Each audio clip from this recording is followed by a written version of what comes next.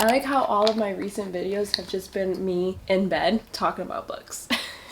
It is finally October, which I'm super excited about because October is my birthday month, and not only that, but Halloween is in October, making October the best month in the entire year. I don't want to hear anyone disagreeing. It's just a fact. October is the best month. So I'm actually really excited. September for me was really rough in terms of reading. I was in a really bad reading slump, and it's October 3rd today, and I still haven't picked up a book 3 days into October. So I'm hoping that I get out of this reading slump very soon because I'm actually really excited about the books that I have for this month. I just need to bite the bullet and pick up a book and start reading to get myself out of this reading slump. But the first book that I think I'm going to read this month to get me out of the reading slump, because it just sounds so good, Falling by TJ Newman. I read the synopsis and it just sounded so freaking good. It sounds like it's going to have me at the edge of my seat, which is exactly what I need. I feel like I need a slight break from rom-coms or just romance books in general. Not a huge break because I do have some romance books in this TBR pile, but I do want to read maybe like 2 or 3 thrillers slash horror books before I jump back into the romance genre. And Falling is the first thriller that I want to read. I am going to read the synopsis because it just sounds so good.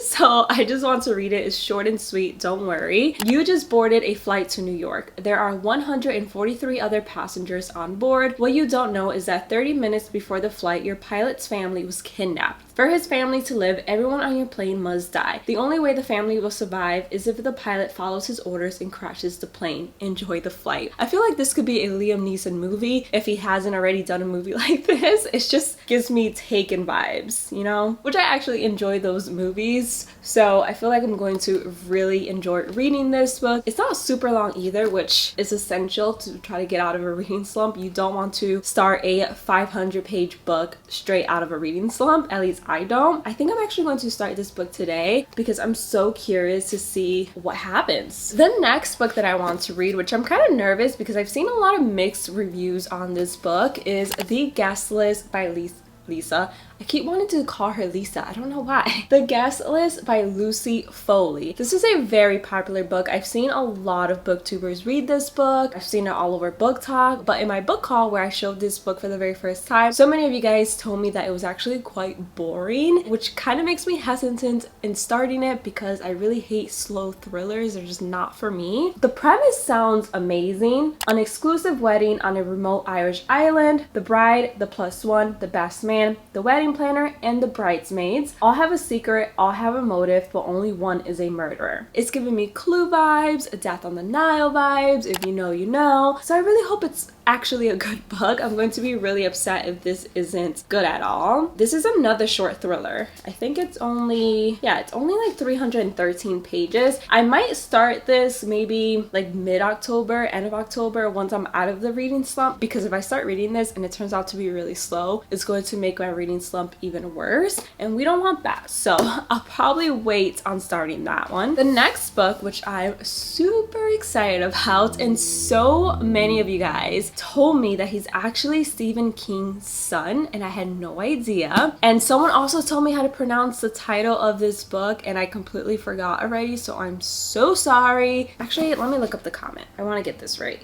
Nosferatu. Nosferatu. What Google said. Is that English? Nosferatu by Joe Hill is the next book that I want to read. I had no idea that Joe Hill was actually Stephen King's son until so many of you guys commented that on my last bookstore vlog. It all makes sense because his books definitely give me Stephen King vibes. So I just thought it was super cool that he was actually his son. And I don't know if this is on purpose or if he doesn't have a good relationship with his father. I don't know what's going on in there, but I do think it's pretty cool that he doesn't use Stephen King's last name. He uses the last name Hill. Again, I don't know what the story is behind that father and son relationship, but I like that he's publishing books on his own. It's basically about a child kidnapper. I don't know if he's actually a child serial killer because it doesn't really mention it in the synopsis, but it's a horror book. And it's about a child kidnapper who takes children into his twisted amusement park, and only one child has ever escaped his amusement park, and that child was Victoria. Victoria is now grown up, and somehow she comes across Charles, the child kidnapper, once again, and Charles is determined to take out his revenge on Victoria, which is twisted because he wants to take out his revenge on her for escaping when she should be the one taking out revenge for him kidnapping her at a young age. I don't know, it's a horror book, so I know it's going to be a little effed up, but I'm kind of ready for it. I saw the movie Black Phone this past summer and I actually really enjoyed it, which was based on a book by Joe Hill, which is why I decided to finally pick up this book since I enjoy that movie so much, and that movie kind of had a happy ending, so I'm hoping that this book has a happy ending as well. That's the only thing that scares me about horror books. I don't know if they always have a happy ending, and I love a good happy ending, so that makes me a little nervous, but I'm excited. What else do I want to read this month? Okay, the next book that I want to read is A Lesson in Vengeance by Victoria Lee. Felicity is back at Dalloway School, the centuries-old ivy-covered campus that was her home until the tragic death of her girlfriend. She even has her old room, the exclusive dormitory rumored to be haunted by the Dalloway Five, a group of students who all died mysteriously. Some say the girls were witches. It's Alice Haley's first year at Dalloway. A prodigy novelist at 17, she's eccentric and brilliant, and Felicity can't shake the pull she feels to her. So when Alice asks Felicity to help her research the Dalloway Five for her second book, Felicity can't say no. But she knows better than anyone how dangerous ghost stories can be. And when history begins to repeat itself, she would have to face that there's a darkness in Dalloway and in herself. This sounds like it's going to be such a fun book to read this month because of Halloween. It sounds like it has witches. It sounds like it has ghosts. I'm here for it. Also, I think the cover is absolutely stunning. I love creative covers. I feel like this cover is simple but creative at the same time, and I'm here for it. Dark and mesmerizing with spine-tingling suspense and mind-bending twists. I'm here for a good twist, so excited. The next book that I want to read is a book that I actually wanted to read last month, but I just never got around to it. It's actually a book written by the author who wrote The Spanish Love Deception, which you guys know I absolutely adore that book, and it is The American Roommate Experiment by Elena Almas. I am so excited to start this. It seems like it's a sequel to The Spanish Love Deception, just with different main characters, but it seems like the characters from the first book may make an appearance, maybe a brief appearance in this book, which I love when authors do that. This one is basically about Rosie Graham, who we actually met in The Spanish Love Deception. She was Catalina's best friend. Rosie recently quit her well-paying job to pursue her dream as a ghost romance writer, but things go extremely wrong for her when, one, she enters a creative slump, so she can't write anything, and second, the ceiling of her New York apartment actually collapses and she has nowhere to live. That's when Catalina from The Spanish Love Deception enters and offers her empty New York apartment to her best friend, Rosie. Unfortunately, once Rosie gets to her best friend's apartment, she realizes that it's actually not empty and that Catalina's cousin, Lucas, is actually staying in the apartment. But Lucas doesn't mind because he's not in the city for a long time, and he encourages Rosie to stay in the apartment with him since she has nowhere to go. And then once Lucas learns that Rosie's actually in a creative slump, he offers to take her on these experimental dates all over New York City to try to get her creative juices flowing, but then Rosie ends up catching feelings for Lucas along the way. This is a classic rom-com, which you guys know how much I love a good rom-com. I'm super excited about this. Again, I adore The Spanish Love Deception, so I do have super high hopes for this book. It sounds like it's going to be a really cute, funny, romantic comedy, and I'm here for it. The next book that I want to read is another thriller, and that is Behind Closed Doors by B.A. Paris. Everyone knows a couple like Jack and Grace. He has looks and wealth, she has charm and elegance. Though they are still newlyweds, they seem to have it all. You might not want to like them, but you do. You're hopelessly charmed by the ease and comfort of their home, by their graciousness of the dinner parties they throw. You like to get to know Grace better, but it's difficult because you realize Jack and Grace are inseparable. Some might call grandmother's true love. Others might wonder why Grace never answers the phone, or why she can never meet for coffee even though she doesn't work, or why she never seems to take anything with her when she leaves the house, not even a pen, or why there are such high security metal shutters on all the downstairs windows. Some might wonder what's really going on once the dinner party is over and the front door has closed. This sounds like it's going to be a really good domestic fiction thriller. I haven't really read many domestic fictions. I've only read maybe one or two and I've really enjoyed them. So I'm actually really excited to read this book and see what it's about. Just from the synopsis alone, it sounds like Jack and Grace are in an abusive marriage, but I feel like this book is going to throw me in for a loop and it may not be as simple as that. Another book that I'm probably going to start very soon and I'm looking forward to it a lot, and so many of you guys told me that you read this book and loved it, so my expectations are pretty high for this one. Quick water break. Okay, the next book that I want to read is Love on the Brain by Ali Hazelwood. If you didn't know, Ali Hazelwood wrote The Love Hypothesis, which is one of my all-time favorite books. And she recently came out with this book, I think a couple months ago during the summer. I'm not quite sure, but I haven't read it yet. I know that a lot of people have. I tried to stay clear from any spoilers. I feel like it has the same vibe as The Love Hypothesis, but this one is more of enemies to lovers instead of fake dating, and it's also a workplace romance. The main character's name is B, and she has a colleague named Levi who seems to absolutely hate her, but then B's career starts to implode, literally, and the only one coming to her defense turns out to be Levi. So now B is confused as to why Levi is all of a sudden defending her and being in her corner when the entire time they have worked together, he has made it clear that he doesn't like her at all and that they're enemies. I'm a sucker for enemies to lovers, so I feel like I'm going to really enjoy this book. I'm going to try to go into it with very low expectations because I don't want to find myself constantly comparing it to The Love Hypothesis. I feel like this is a completely separate book from that one, but I feel like I'm going to like it. Also, the cover is really adorable, so how can I not like it? And it's romance mixed with science, which I think is adorable. So yeah, I feel like I'm going to really enjoy this book. Up next, I have Addicted to You by Krista and Becca Ritchie. Are they siblings or are they married? I actually don't know.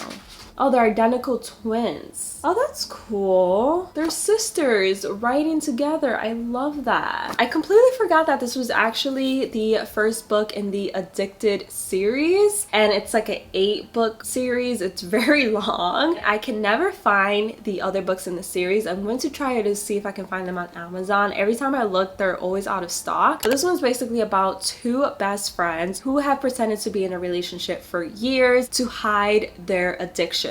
One is addicted to sex, the other is addicted to alcohol, I believe. Yes. But no one in their lives, not their friends, not their family members, no one in their lives knows that they're addicted to these things, and their addictions are literally destroying their lives, and it gets to a point where they're trying to figure out how to overcome their addictions and essentially give their relationship an actual try since they've only been friends this entire time. Strangers and family begin to infiltrate their guarded lives, and with new challenges, they realize they may not be addicted to just alcohol and sex. Their real vice may be each other. I've heard a lot of great things about this book, about this series in general. So many people love it, which makes me even more excited to start it because I think it's a very unique romance book. I haven't really read many romance books or books in general where the two main characters are one in a fake relationship. Well, I've read fake dating books a lot, but one are in a fake relationship and two are actually battling addictions at the same time. So I feel like this is definitely going to be an interesting read and I cannot wait to start it. The next book that I want to read is actually another very popular one, and it's a very beloved book here on BookTube and Book Talk, Instagram, literally everywhere, and that's Archer's Voice by Mia Sheridan. I wanted to lose myself in this small town, to forget everything I had left behind. The sound of rain, the blood, the coldness of a gun against my skin. For 6 months, each breath has been a reminder that I survived and my dad didn't. I'm almost safe again, but the moment I meet Archer, my entire world tilts on its axis and never rights itself again. Until I trespass into a strange, silent, and isolated world, Archer communicates with no one. Yet in his whiskey-colored eyes, something intangible happens between us. There's so much more to him than just his beauty, his presence, or the ways his hands communicate with me. But this town is mired in secrets and betrayals, and Archer is the explosive center of it all. So much passion and so much hurt, but it's in Archer's silence that we might just find what we need to heal and to live. I feel like I'm going to love Archer so much. I hear so many people rave about this male character, and I can't wait to meet him. And I mentioned this before when I first bought this book, but I like that this book is different in the fact that the female main character is actually like the alpha female and like the outspoken one, the very strong-minded one, versus Archer is the silent type. And I can't wait to learn about the dynamics of the relationship, how they meet, how they fall in love. I'm just really excited to start their love story this month, and I cannot wait. I literally have not read one negative review on this book. I'm sure if I go on Goodreads I'll find negative reviews, but like on YouTube and on TikTok I haven't really heard anyone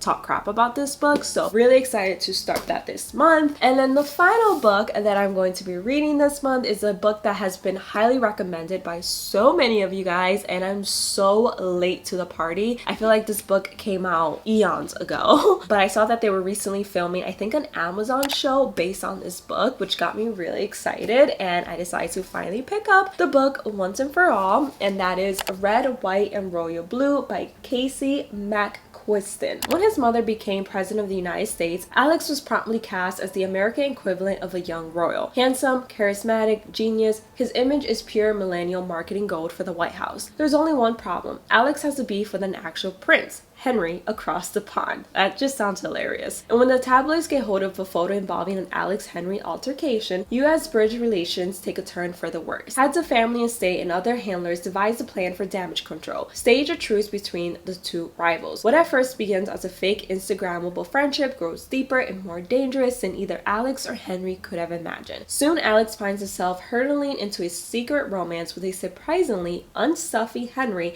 that could derail the presidential campaign and upend two nations. It raises the question, can love save the world after all? This is going to be so adorable and I'm here for it. I don't know why it's taking me this long to read this book, but I'm really excited to start it, and I can't wait for the Amazon show because it actually looks really good. The only thing is that it's quite long for a romance novel. It's over 400 pages. I hope it's entertaining through the entire book. I'll let you guys know my thoughts on it once I read it. Let me know in the comments below what books you're reading for the month of October. I will love to know. I'm so excited for October. We're no longer reaching 90-degree temperatures in Florida, which is amazing. So I'm just really excited for this month. Hopefully it's a lot better for me than September, because September was a mess, literally a mess.